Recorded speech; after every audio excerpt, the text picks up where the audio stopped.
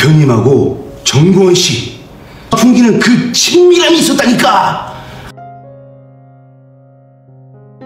Sayangnya, Guwon menolak lamaran dari Dohee dan karena malu, Dohee pun pergi dari acara pemakaman itu. Namun, Guwon tetap mengikuti Dohee karena ia harus bersikap profesional sebagai pengawal pribadi Dohee. Sementara itu, No Soo-an kesal karena selain tidak mendapatkan warisan dari ibunya, Dohee malah melamar orang di hadapan mereka semua, seolah sedang mengancam mereka. Ia ingin kakaknya No Suk-min segera menuntut, namun sepertinya percuma karena ini sah secara hukum. 리나, 그동안 증여받은 재산이 법적...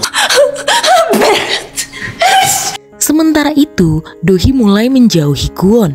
Ia sebenarnya malu karena sudah ditolak namun enggan mengakuinya. Sebenarnya, Guwon tidak terlalu ambil pusing karena menurutnya Dohee hanya bertindak impulsif saja. Namun tetap saja sebagai seorang wanita, Dohee tidak nyaman baru saja ditolak. Saking ingin cepat berpisah dengan Guwon, Dohee sampai tidak sadar jika surat dari Nyonya Ju tertinggal di dalam mobil. Guwon yang ingin menyerahkannya kepada Dohee berkata lebih baik tidak hari ini karena sepertinya kondisi mood Dohee sedang tidak baik. 아니, 지금은 눈에 띄지 않는... Malam itu, Ju Song-un datang ke rumah Dohee. Ia berkata jika tidak mungkin bibinya alias Nyonya Ju tewas karena dibunuh. Dan kini pembunuhnya mengincar Dohee. Dohee tetap bersikeras mencari pembunuh Nyonya Ju karena menurutnya ia harus segera menemukan pembunuhnya jika ia juga ingin selamat. Dan Dohee merasa Nyonya Ju tewas di saat ia ingin menyerahkan jabatan komisaris kepadanya. Lalu Jo Suk-hun bertanya tentang Guwon. Rasanya tidak mungkin Dohee mau menikahi pria yang Dohee tidak kenali. Dohee lalu berkata Guwon bukan pria yang baru ia kenal. Guwon adalah pria yang sering melindunginya. 정말 호감이 있는 거야? 그런 건 아니고. Lalu Jo Suk-hun berniat untuk tidur di rumah Dohee. Ia ingin menjaga Dohee, namun Dohee menolak dan menyuruh Suk-hun untuk pulang saja dengan alasan ia tidak bisa tidur jika ada orang di rumahnya dan juga keamanan di rumahnya cukup bagus. Suk-hun pun menyuruh Dohee untuk segera menghubunginya jika terjadi sesuatu. Lalu Dohee menyematkan kontak Sung-hun sebagai kontak walinya jika terjadi sesuatu. Sung-hun pun berkata jika ia berjanji akan berupaya menggantikan peran Nyonya Ju meski menurut Dohee hal tersebut tidak mungkin. 좀 더 개팍해져봐. 무슨 일 있으면 꼭 연락하고.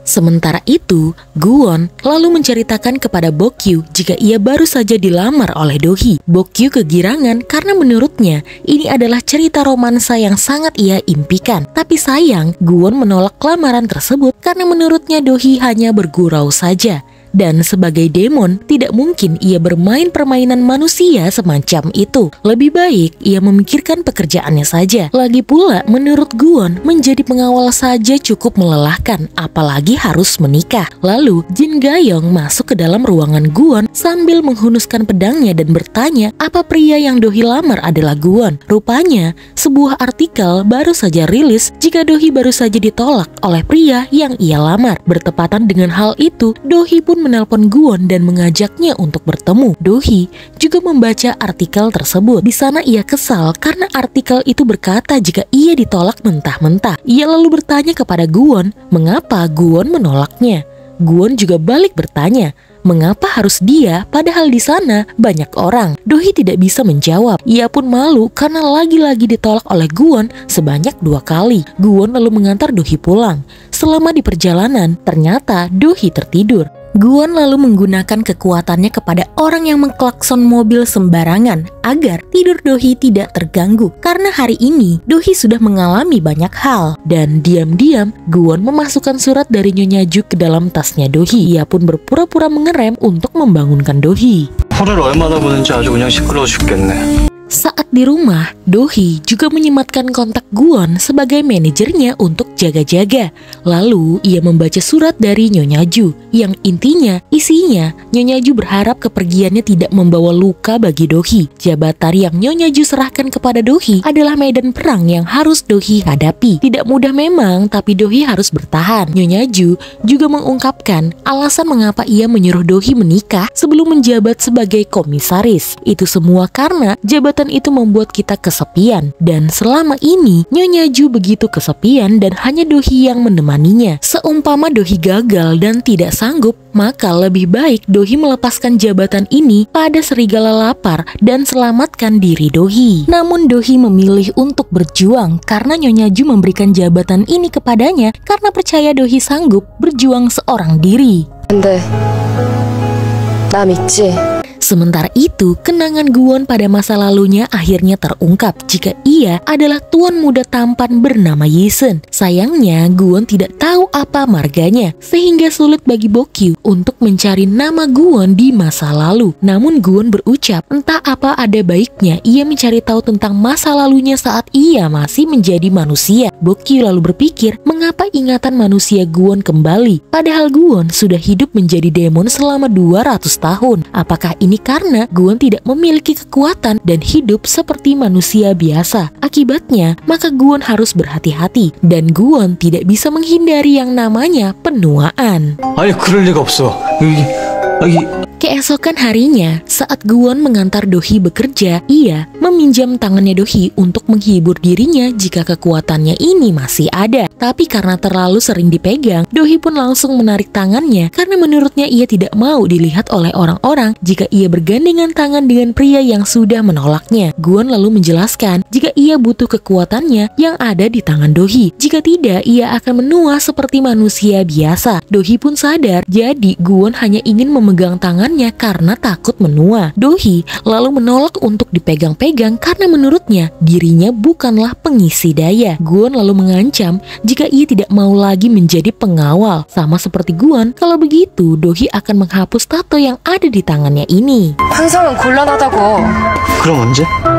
Saat sampai di kantor, sekretaris Shin memberitahukan jika ia mendapatkan video CCTV rumah sebelum Nyonya Ju wafat, di mana kemungkinan ada orang yang menyentuh obat milik Nyonya Ju. Banyaknya rekaman membuat Dohee memaksa Guwon untuk membantu melihat rekaman tersebut. Namun Guwon memiliki cara yang lebih mudah, yaitu mencari pembunuh itu melalui kekuatannya. Tapi Guwon ingin Dohee berjanji kepadanya. Jika pelakunya sudah ditemukan, maka Dohee harus tetap membantunya untuk bisa mengembalikan tato miliknya. Dan juga ia ingin mengisi daya dimanapun mereka berdua berada. Mau tidak mau, Dohee pun mengabulkan keinginan Guwon karena tentu saja ia ingin pembunuh dirinya dan juga Nyonya Ju segera ditangkap. Namun saat Guwon menggunakan kekuatannya untuk menemukan pembunuhnya, mereka berdua tidak pergi kemana-mana. Mereka masih berada di dalam kantornya Dohee. Guwon kira kekuatannya tidak berfungsi. Ia pun mencoba mengambil pulpen untuk mengetes kekuatannya dan berhasil. Ia kemudian mengetes untuk mendekati orang lain, yaitu Pak Han, tim pemasaran di kantornya Dohee. Dan mereka kemudian sampai di gudang arsip, di mana di luar gudang arsip tersebut ada Pak Han yang sedang menceritakan hubungan mencurigakan di antara bos mereka,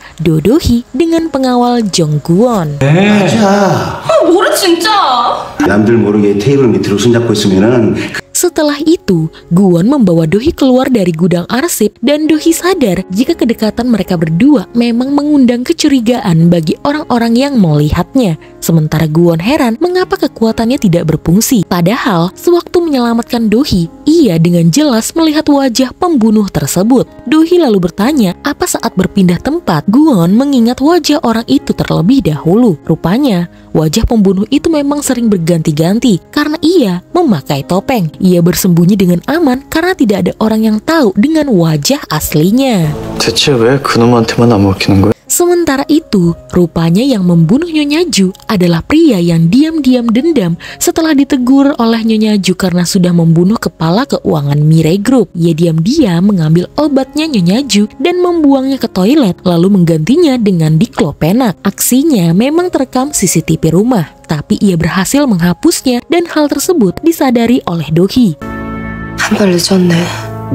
Malam harinya, rupanya karyawan Dohee mengajak Guwon untuk minum-minum bersama. Tentu saja Guwon membawa Dohee yang membuat karyawannya menjadi canggung karena mereka minum dengan bos mereka. Tapi kemudian mereka mencairkan suasana dengan minum-minum bersama. Sesuai janji Dohee, Guwon bisa isi daya di mana saja dan kapan saja. Guwon pun langsung memegang tangan Dohee di bawah meja. Namun akhirnya ketahuan oleh Nona Choi yang sebenarnya tertarik dengan Guwon. 당신은 배신 안 해.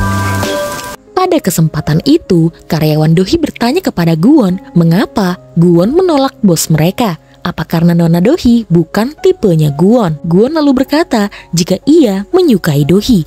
Hanya saja tidak pantas seekor karnivora menikah dengan seekor babi. Dohee pun merasa tersinggung. Ia lalu pergi meninggalkan Guwon yang kebingungan mengapa Dohee marah kepadanya. Padahal sebenarnya Dohee hanya manusia biasa yang punya perasaan. Rasanya tadi ia seperti dipermainkan. 충정이 아니고 감정이 있는 사람! Saat mereka berdua berpisah, ada suatu kejadian di mana anak buah bos preman yang pernah Guwon ambil nyawanya datang untuk membalas dendam. Apalagi mereka sempat dipermalukan oleh Guwon di dalam restoran. Sayangnya, saat ini Dohee tidak ada di samping Guwon dan Guwon hanyalah manusia biasa. Guwon tidak bisa menghindar saat salah satu di antara preman itu memukul kepala Guwon hingga berdarah. Guwon pun terduduk dan hampir tidak berdaya.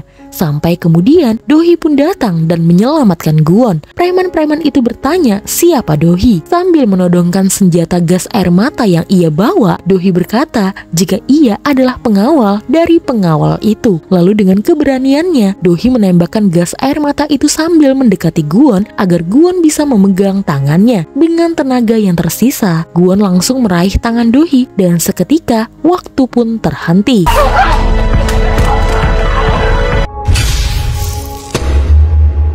Lalu kemudian, luka-luka yang ada di kepala Guwon pun hilang seketika. Ia kemudian mengajak Dohee untuk menari tango bersamanya. Menurutnya, hanya dengan tarian itu, mereka berdua bisa memupuk kepercayaan dan Dohee harus bisa percaya kepada Guwon. Musik pun dinyalakan dan preman-preman itu tersihir untuk menari bersama mereka. Sambil menari, mereka pun menghajar para preman itu satu persatu. Mata mereka berdua saling bertatapan, tubuh mereka saling terpaut, dan perasaan mereka berdua pun semakin menyatu.